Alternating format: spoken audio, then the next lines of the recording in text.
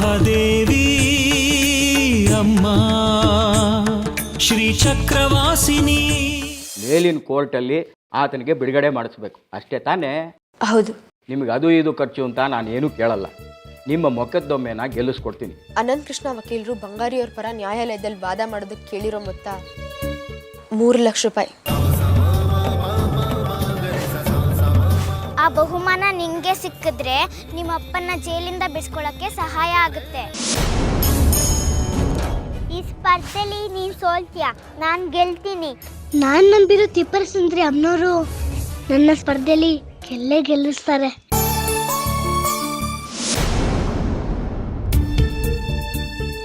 ಓಹೋ, ಏನು ಮಾಜಿ ಪೊಲೀಸ್ನವರು ನಮ್ಮ ಅಂಗಡಿ ಕಡೆ ಬಂದ್ಬಿಟ್ಟಿದ್ದೀರಿ?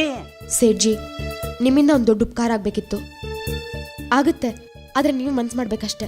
ನೋಡಿ, ನಮ್ಮಿಂದ ಆಗೋದಿದ್ರೆ ಸಹಾಯ ಮಾಡ್ತೀವಿ, ಇಲ್ಲ ಅಂದ್ರೆ ಇಲ್ಲ.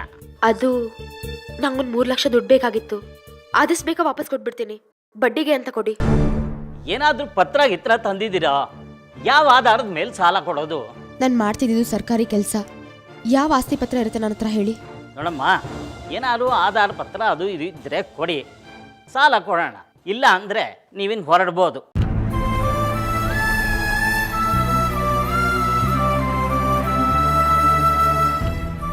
ನೋಡಿ, ಇನ್ನೊಂದು ದಾರಿ ಇದೆ. ನಿಮ್ಮ ಹತ್ರ ಚಿನ್ನ ಬೆಳ್ಳಿ ಏನಾದ್ರು ಇದ್ರೆ ಕೊಡಿ, ಎಷ್ಟಾಗುತ್ತೋ ಅಷ್ಟು ಸಾಲ ಕೊಡೋಣ.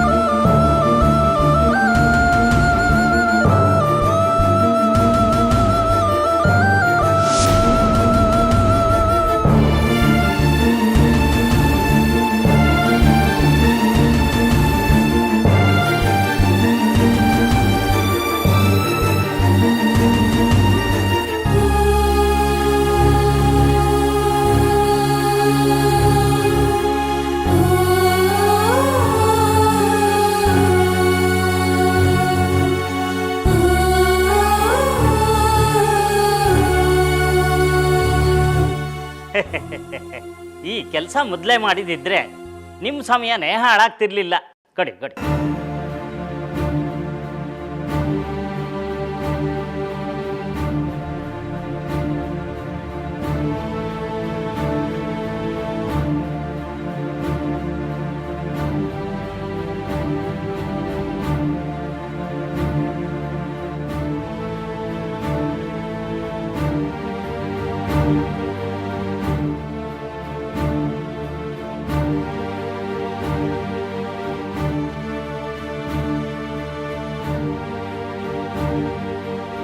ಇಷ್ಟಕ್ಕೆ ಎಷ್ಟು ಹಣ ಬರ್ಬೋದು ಸೇಠ್ಜಿ? ಎಷ್ಟು ಬರುತ್ತಮ್ಮ? ನೀವು ಕೊಟ್ಟಿರೋ 4 ಬಳೆ, 1 ಸರ, 2 ಓಲೆ, ಅಬ್ಬಬ್ಬಾ ಅಂದರೆ ಒಂದು 50,000 ಬರ್ಬೋದು ನೋಡಿ. ನಿಮ್ಗೆ ಅದು ಇದು ಖರ್ಚು ಅಂತ ನಾನೇನು ಕೇಳಲ್ಲ. ಮೊಕದ್ದೊಮ್ಮೆನ ಗೆಲ್ಲಿಸ್ಕೊಡ್ತೀನಿ. ನಾನು ತಗೊಳ್ಳೋ ಮೊತ್ತ 3 ಲಕ್ಷ ರೂಪಾಯಿ.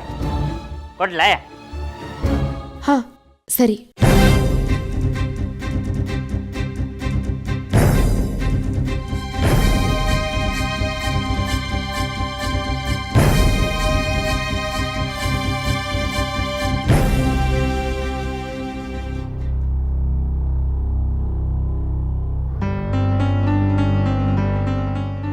ತಗೊಳಮ್ಮ.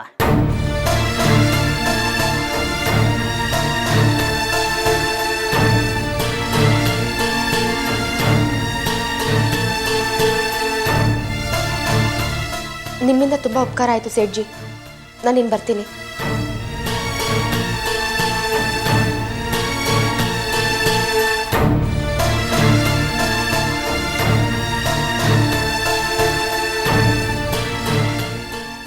ಅಮ್ಮ ಅಮ್ಮ ಅಮ್ಮ ಏನೇ?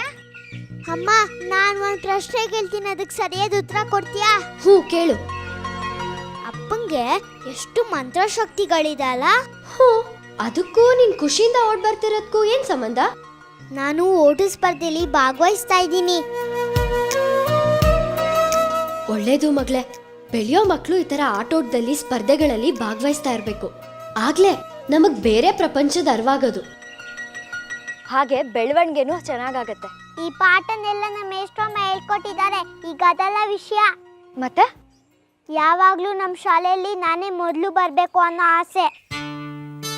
ಯಾಕಂದ್ರೆ ನಮ್ಮ ತಾತನ ವಂಶದಲ್ಲಿ ಎಲ್ರಿಗೂ ಗೌರವ ಇದೆ ಅಲ್ವಾ. ಏನೇ ಹೇಳ್ತಿದ್ಯಾ? ನಂಗೇನು ಅರ್ಥನೇ ಆಗ್ತಿಲ್ಲ. ಅಪ್ಪನ ಮಂತ್ರಶಕ್ತಿಗಳಿಂದ ಸ್ಪರ್ಧೆಯಲ್ಲಿ ನಾನೇ ಮೊದಲು ಬರಬೇಕು. ಹಾಗೆಲ್ಲ ಮಾಡೋದ್ ತಪ್ಪಲ್ವಾ? ಯಾಕೆ ತಪ್ಪು? ಸ್ಪರ್ಧೆಯಲ್ಲಿ ನಾನೇ ಗೆಲ್ಬೇಕು ಅನ್ನೋ ಆಸೆ ತಪ್ಪಾ? ಆಸೆ ಪಡೋದ್ ತಪ್ಪಲ್ಲ ಪುಟ್ಟ, ಆದ್ರೆ ನೀನ್ ಗೆಲ್ಲೋಕ್ ಹಿಡ್ದಿರೋ ದಾರಿ ತಪ್ಪು. ಯಾಕಮ್ಮ ಹಂಗೆ ಹೇಳ್ತೀಯಾ? ದಾರಿ ಯಾವ್ದಾದ್ರೆ ಏನು, ನಾವು ಗೆಲ್ಲೋದ್ ಮುಖ್ಯ ಅಲ್ವಾ? ಹಂಗಲ್ಲ ಕಣೆ. ಕೌರವ್ರು ಹೀಗೆ ಮೋಸ ಮಾಡ್ಕೊಂಡು ಪಾಂಡವ್ರನ್ನ ಗೆದ್ರು. ಆದ್ರೆ ಜಗತ್ತು ಅವ್ರನ್ನ ಎಷ್ಟು ಕೆಟ್ಟಾಗ್ ಪರಿಗಣಿಸ್ತು ಗೊತ್ತಾ? ಮಹಾಭಾರತದ ಕತೆ ನನಗೂ ಗೊತ್ತು. ಕಡೆಗೆ ಕೃಷ್ಣ ಗೆದ್ದಿದ್ದು ಮೋಸದಿಂದಾನೆ ತಾನೆ. ಸತ್ಯ ಗೆಲ್ಲಕ್ ಮೋಸ ಮಾಡಿದ್ರೆ ಅದು ದೈವ ಚಿತ್ತ. ನೀನ್ ಮೋಸ ಮಾಡಿ ಗೆದ್ದು ಏನ್ ಸಾಧಿಸ್ತೀಯಾ? ಅದ್ರ ಬದಲು ಸಾಧನೆ ಮಾಡಿ ಗೆಲ್ಲು. ಆಗ ನಿನ್ ಮನ್ಸಿಗೆ ನೆಮ್ಮದಿ ಆದ್ರೂ ಸಿಗುತ್ತೆ. ಅದೆಲ್ಲ ನನಗೆ ಗೊತ್ತಿಲ್ಲ ಅಮ್ಮ. ನಾನೇ ಮೊದಲು ಗೆಲ್ಬೇಕಷ್ಟೇ. ಅಪ್ಪನ್ಗೆ ಹೇಳಿ ಮಂತ್ರ ತಾಯ್ತಾ ಮಾಡಿಸ್ಕೊಡು. ಆಯ್ತು, ನೀನೇ ಗೆಲ್ತೀಯ. ಇನ್ನೂ ಸಮಯ ಇದೆ ಅಲ್ವಾ? ಅದಕ್ಕೆ ಎಷ್ಟು ಬೇಕೋ ಅಷ್ಟು ತಯಾರಿ ಮಾಡ್ಕೊಳ್ಳುವಂತೆ.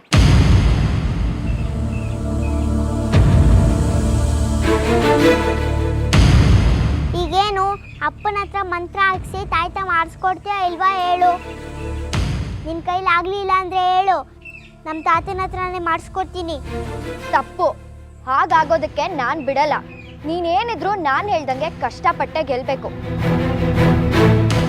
ಇಲ್ಲ ಅಂದ್ರೆ ನಿನ್ನ ಸ್ಪರ್ಧೆಯಲ್ಲಿ ಭಾಗವಹಿಸೋದೇ ಬೇಡ. ಸುಮ್ಮನೆ ಮನೇಲಿರೋ. ಮಾವನವ್ರಿಗೂ ಹೇಳ್ತೀನಿ, ನಿನಗೆ ಮಂತ್ರಶಕ್ತಿಯಿಂದ ಏನು ಗೆಲ್ಸೋದು ಬೇಡ ಅಂತ. ಸರಿ ಆಯ್ತು. ಸರಿಯಾಗಿ ತರಬೇತಿ ಕೊಡೋರ ಹತ್ರ ಸೇರಿಸು. ಎಷ್ಟೇ ಕಷ್ಟ ಆದ್ರೂ ಪರವಾಗಿಲ್ಲ, ನಾನೇ ಮೊದಲು ಬರಬೇಕು. ಮೊದಲು ಈ ಹುಚ್ಚನ್ ಬಿಡು. ಕಷ್ಟಪಟ್ರೆ ತಾನಾಗ್ ತಾನೇ ಫಲ ಸಿಗುತ್ತೆ. ಮೊದಲು ಕಲಿಬೇಕು ಅನ್ನೋ ಉತ್ಸಾಹ ಇರ್ಲಿ, ಆಮೇಲೆ ಇದೆಲ್ಲ. ನಡಿ, ಊಟ ಮಾಡೋಣ.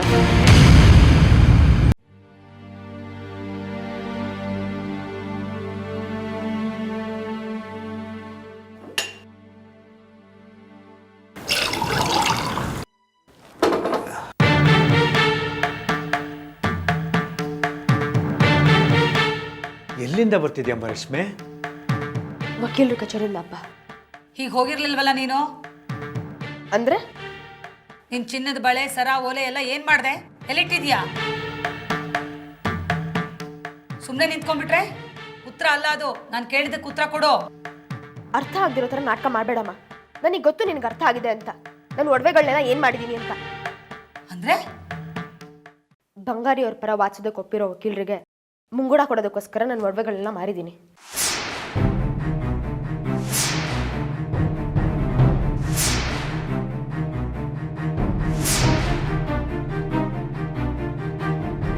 ಯಾರನ್ನ ಕೇಳಿ ಒಡವೆ ಮಾರ್ದೆ ನೀನು? ಯಾರನ್ನ ಯಾಕಮ್ಮ ಕೇಳಬೇಕು? ನಿನ್ನನ್ನು ಹೆತ್ತವಳು ನಾನೊಬ್ಳು ಇದ್ದೀನಿ. ನನ್ನನ್ನು ಕೇಳಬೇಕು ಅಂತ ಅನಿಸ್ಲಿಲ್ವಾ ನಿನಗೆ? ಇಲ್ಲಮ್ಮ, ನಿನ್ನ ಅಗತ್ಯ ಕಾಣಿಸ್ಲಿಲ್ಲ. ಅದಕ್ಕೆ ಸೀದಾ ಹೋದೆ, ಒಡವೆಗಳನ್ನ ಮಾರ್ದೆ, ಆ ದುಡ್ಡನ್ನ ತಗೊಂಡೋಗಿ ವಕೀಲರಿಗೆ ಕೊಟ್ಟೆ. ಏನು? ನನ್ನನ್ನು ಕೇಳಬೇಕು ಅನ್ನೋ ಅಗತ್ಯ ಕಾಣ್ಲಿಲ್ವಾ ನಿನಗೆ? ಕೇಳಿಸ್ಕೊಂಡ್ರೇನ್ರಿ ನಿಮ್ ಮಗಳ ಆಡೋ ಮಾತನ್ನ? ಇವತ್ತು ನನಗೆ ಇವಳ ಅಗತ್ಯ ಕಾಣ್ಲಿಲ್ವಂತೆ. ಹೌದಮ್ಮ, ಅನಿಸ್ಲಿಲ್ಲ. ಯಾಕೆ ನೀ ಕೇಳ್ಬೇಕು? ಅದೇ ನಿಂದ ಅಥವಾ ನೀನ್ ಕೊಡ್ಸಿದ್ದ?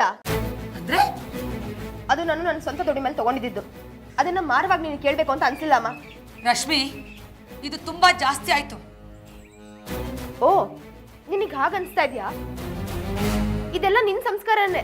ನಿನ್ನ ಅದಿಲೇ ನಡೀತಾ ಇದ್ದೀನಿ ಅಷ್ಟೇ. ನೋಡು, ನನ್ನನ್ನು ಕೇಳದೆ ಹೇಗ್ ಮಾರ್ ಬಂದ್ಯೋ ಹಾಗೆ ವಾಪಸ್ ಹೋಗಿ ಅದನ್ನ ತಂದು ಕೊಡು ಅಷ್ಟೇ.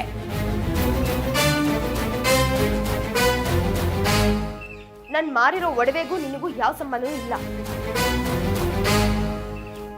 ಹಾಗಾಗಿ ಅದ್ರ ಬಗ್ಗೆ ಮಾತಾಡೋ ಅಧಿಕಾರನೂ ನಿನಗಿಲ್ಲ. ಅದು ನನ್ನ ಒಡವೆಗಳು. ಅದ್ರ ಜೊತೆ ನಾನು ಏನ್ ಬೇಕಾದ್ರೂ ಮಾಡ್ತೀನಿ. ಯಾರಿಗೂ ಹೇಳೋ ಕೇಳೋ ಅಗತ್ಯ ನನಗಿಲ್ಲ.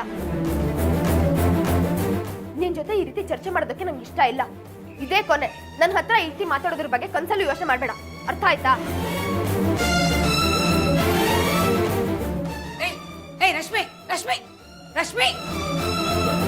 ನೋಡಿದ್ರೇನ್ರಿ, ನೋಡಿದ್ರೆ ಅವಳು ಹೇಗೆ ಮಾತಾಡ್ತಿದ್ದಾಳೆ ಅಂತ. ಅಲ್ಲ, ಇವಳು ನಮ್ಮ ಮಗಳು ರಶ್ಮಿನೇನಾ? ನಾನು ಜನ್ಮ ಕೊಟ್ಟಿರೋ ತಾಯಿ ಅನ್ನೋದನ್ನು ಮರೆತು ಪೊಲೀಸ್ ಠಾಣೆಯಲ್ಲಿ ತಪ್ಪಿತಸ್ಥರ ಜೊತೆ, ಕೈದಿಗಳ ಜೊತೆ ಮಾತಾಡೋ ಹಾಗೆ ಮಾತಾಡ್ತಿದ್ದಾಳೆ. ಸರಿನೇನ್ರಿ ಇದು? ಒಂದೇ ಕೈಯಿಂದ ಚಪ್ಪಾಳೆ ಸಾಧ್ಯ ಇಲ್ಲ ಸೀತಾ. ಅಂದ್ರೆ ನಮ್ಮ ರಶ್ಮಿ ಈ ಥರ ಮಾತಾಡೋದಕ್ಕೆ ಬೇರೆಯವ್ರ ಕಾರಣ ಆಗಿದಾರಂತೀರಾ?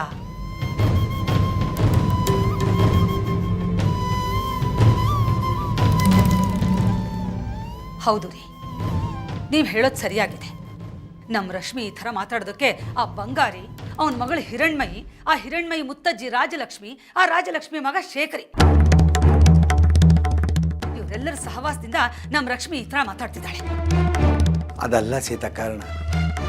ನೀನು ರಶ್ಮಿ ಜೊತೆ ಒರಟಾಗಿ ವರ್ತಿಸ್ತಾ ಇದೀಯ, ಆದ್ರಿಂದನೇ ಅವಳು ಹೀಗೆಲ್ಲ ಆಡ್ತಾ ಇರೋದು. ಇವತ್ತು ಒಡವೆ ಮಾರ್ಕೊಂಡು ಬಂದ್ಲು, ತನ್ನ ಸಂಪಾದನೆ ಬಗ್ಗೆ ಎಷ್ಟೊಂದು ಅಹಂಕಾರ ನೋಡಿ. ಹೀಗೆ ಬಿಟ್ರೆ ನಾಳೆ ಆ ಚಪ್ಪಲಿ ಕಾಯವನು ಕೈದಿ ಆಗಿದ್ದಾನಲ್ಲ, ಅವನನ್ನ ಮದುವೆ ಮಾಡ್ಕೊಂಡು ಬಂದು ನಮ್ಮ ಮುಂದೆ ನಿಂತ್ಕೋತಾಳೆ. ನೋಡ್ತಾ ಇರಿ. ಆ ಬಂಗಾರಿನ ಅದು ಹೇಗೆ ಮದುವೆ ಮಾಡ್ಕೋತಾಳೋ ನಾನು ನೋಡ್ತೀನಿ. ನನ್ನ ಪ್ರಾಣ ಇರೋವರೆಗೂ ಆ ಬಂಗಾರಿ ಜೊತೆ ಖಂಡಿತವಾಗ್ಲೂ ಮದುವೆ ಮಾಡ್ಕೊಳ್ಳೋದಕ್ಕೆ ನಾನು ಬಿಡಲ್ಲ ಬಿಡಲ್ಲ ಬಿಡಲ್ಲ. ಸೀತಾ, ಸೀತಾ,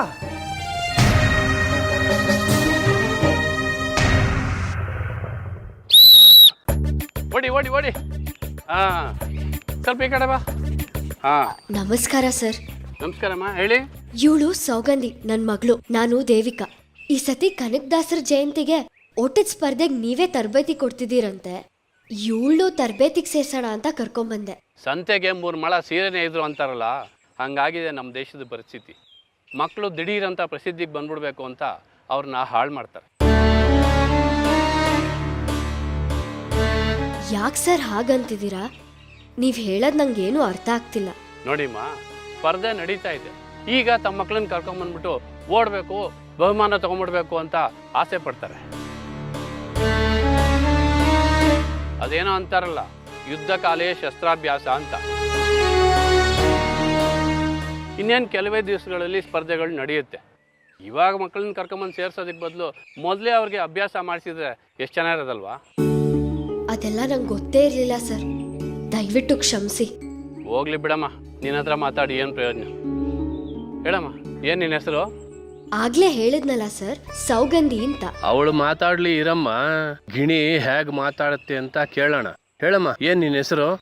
ನಾನು ಹೇಳಿದ್ರೇನೋ ಅಷ್ಟೇ, ನಮ್ಮಮ್ಮ ಹೇಳಿದ್ರೇನೋ ಅಷ್ಟೇ. ನನ್ನ ಹೆಸರೇನು ಬದಲಾಗಲ್ಲ ಅಲ್ವಾ? ನನ್ನ ಹೆಸರು ಸೌಗಂಧಿ. ನಮ್ಮ ತಾತ ಅಮ್ನೋರ್ ದೇವಸ್ಥಾನದಲ್ಲಿ ಧರ್ಮದರ್ಶಿಗಳು. ಅವ್ರ ಹೆಸರನ್ನ ನೀವು ಕೇಳಿರ್ಬೇಕಲ್ವಾ?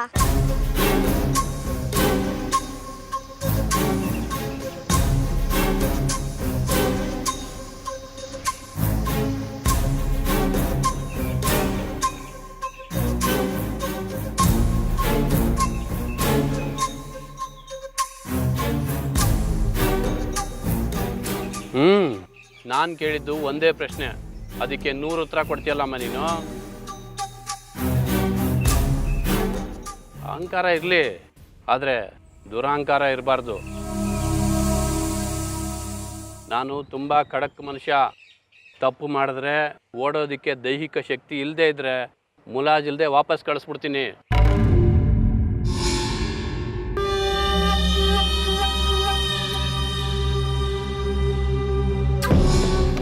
ನೀನು ಯಾರ ಮೊಮ್ಮಗಳಾದರೂ ಅಷ್ಟೇ, ಅರ್ಥ ಆಯ್ತಾ? ಹೋಗ್ಲಿ ಬಿಡಿ ಸರ್, ಚಿಕ್ಕವಳು, ಏನಾದರೂ ತಪ್ಪು ಮಾಡಿದ್ರೆ ಕ್ಷಮಿಸ್ಬಿಡಿ. ಮಾತೇನೋ ಜೋರಿದೆ, ಮೈಯಲ್ಲಿ ಶಕ್ತಿ ಇದೆಯೋ ಇಲ್ಲೋ ಅಂತ ನೋಡಬೇಕು. ನೀನು ಈ ಮೈದಾನನ ಒಂದು ಸುತ್ತಾಕು, ನೋಡೋಣ ನಿನ್ನ ಸೇರಿಸ್ಕೋಬೇಕೋ ಬೇಡವೋ ಅಂತ ಆಮೇಲೆ ತೀರ್ಮಾನ ಮಾಡೋಣ.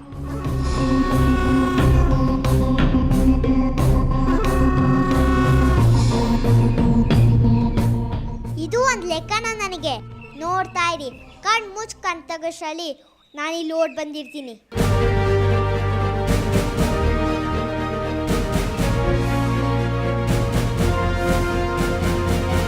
ಅದು ಕ್ಷಮಿಸ್ಬಿಡಿ ಸರ್, ಅವಳನ್ನ ಚಿಕ್ಕ ವಯಸ್ಸಿಂದ ಸ್ವಲ್ಪ ಮುದ್ದಾಗಿ ಬೆಳೆಸ್ಬಿಟ್ಟಿದೀವಿ, ಅದಕ್ಕೆ ಸ್ವಲ್ಪ ಜಾಸ್ತಿ ಮಾತಾಡ್ತಾಳೆ.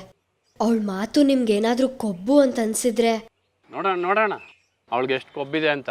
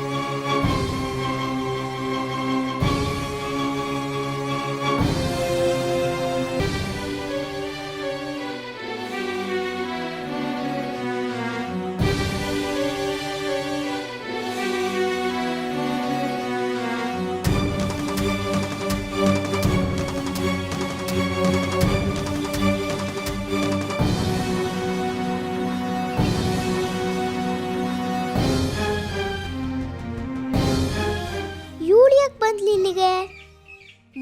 ಮತ್ತೆ ಇವಳೇ ನನಗೆ ತೊಡ್ಕಾಗ್ತಿದ್ದಾಳೆ. ಅವರಪ್ಪ ಜೈಲಲ್ಲಿದ್ದಾರೆ, ಮನೇಲಿ ಅಷ್ಟೊಂದು ತಾಪತ್ರೆ ಇದೆ ಅವಳಿಗೆ. ಸೇರ್ಕೊಳ್ಳಲ್ಲ ಸ್ಪರ್ಧೆಗೆ ಅಂತ ಹೇಳಿದ್ಲಲ್ಲ, ನನ್ನ ಹತ್ರ ಸುಳ್ಳು ಹೇಳಿ ಯಾ ಮಾಯದಲ್ಲಿ ಬಂದು ಸೇರ್ಕೊಂಡಿದ್ದಾಳೆ. ಒಂಥರ ಒಳ್ಳೇದಾಯ್ತು. ಇವಳನ್ನ ಸೋಲಿಸಿ ಹಿಂದೆ ಆಗಿರೋ ಅವಮಾನಕ್ಕೆ ಸೇಡ್ ತೀರ್ಸ್ಕೋಬೋದು.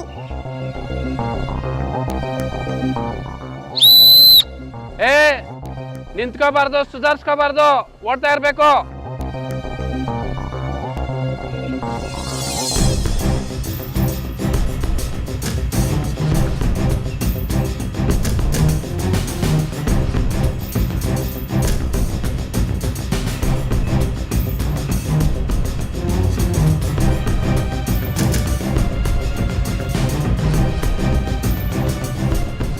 ಏನೇ ಹಿರಣ್ಮಯಿ, ನಾನು ಬರಲ್ಲ, ನೀನೇ ಬಹುಮಾನ ತಗೋ ಅಂತ ಎಲ್ಲ ರೈಲ್ ಬಿಟ್ಟಿದ್ದೆ. ಈಗ ನೋಡಿದ್ರೆ ಸ್ಪರ್ಧೆಗೆಲ್ಲ ತಯಾರಿ ಮಾಡ್ಕೋತಿದ್ಯಾ. ಹೇಳೋದೊಂದು ಮಾತು, ನಡ್ಕೊಳ್ಳೋದೊಂದು ರೀತಿನಾ? ನಾನು ಸೇರ್ಕೋಬಾರ್ದು ಅಂತಲೇ ಇದ್ದಿತ್ತು, ಆದರೆ ನಮ್ಮ ಅಪ್ಪನ ಜೈಲಿಂದ ಬಿಡ್ಸ್ಕೊಂಬರಕ್ಕೆ ದುಡ್ಡು ಬೇಕಲ್ವಾ, ಅದಕ್ಕೆ ಒಪ್ಕೊಂಡೆ. ನಿಮ್ಮ ಅಜ್ಜಿ ಇಲ್ಲಿಗೆ ಬರೋಕ್ಕಾಗಲ್ಲ, ನಿಮ್ಮ ತಾತ ಈ ಊರಲ್ಲಿಲ್ಲ, ನಿಮ್ಮ ಅಪ್ಪ ಜೈಲಲ್ಲಿದ್ದಾರೆ, ಮತ್ತಿನ್ಯಾರೇ ಸೇರಿಸಿದ್ದು? ಅಲ್ಲೋಡು, ಅಲ್ಲೊಬ್ರು ಇದಾರಲ್ಲ, ರಶ್ಮಿ ಅಮ್ಮ, ಅವ್ರೇನ ಸೇರಿಸಿದ್ದು.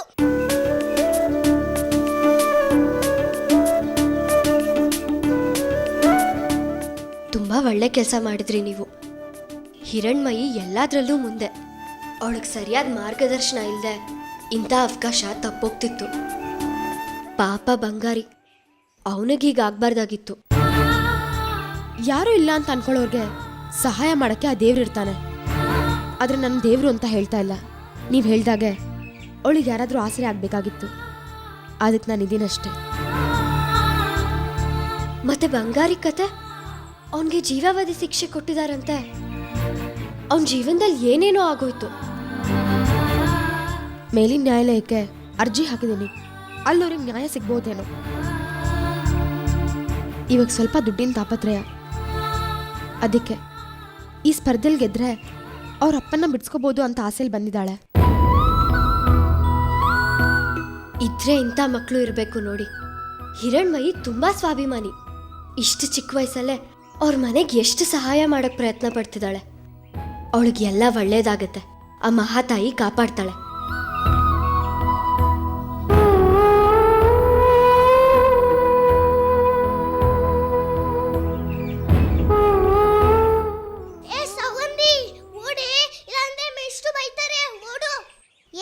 ನನಗೂ ಗೊತ್ತು, ಸುಮ್ಮನಿರೆ. ನೋಡು ಹಿರಣ್ಮಯಿ, ಈಗಲೂ ಹೇಳ್ತಾ ಇದ್ದೀನಿ, ನೀನು ಈ ಸ್ಪರ್ಧೆಯಲ್ಲಿ ಭಾಗವಹಿಸ್ಬೇಡ, ಸುಮ್ಮನೆ ಮನೆಗೆ ಹೊಂಟೋಗು. ಈ ಸ್ಪರ್ಧೆಯಲ್ಲಿ ನಾನೇ ಗೆಲ್ಲೋದು. ನಾನು ಗೆದ್ರೆ ನೀನು ಅಳ್ತೀಯ, ಸುಮ್ಮನೆ ಇವೆಲ್ಲ ಬೇಕಾ ನಿನಗೆ? ಹೆಜ್ಜೆ ಮುಂದೆ ಟಾಗಿರ ಸಾಗೊಂದಿಕ್ಕ, ಹಿಂದೆ ಹೇಳೋ ಮಾತೇ ಇಲ್ಲ. ಏನಾಗತ್ತೋ ಅದಾಗ್ಲಿ. ನಂಗೆ ಮಹಾತಾಯಿ ಆಶೀರ್ವಾದ ಇದೆ. ನೀನ್ ಗೆದ್ರು ನಂಗೆ ಸಂತೋಷನೇ. ನನ್ ಗೆಳತಿ ಗೆದ್ಲು ಅಂತ ನಾನು ಹೆಮ್ಮೆ ಪಡ್ತೀನಿ.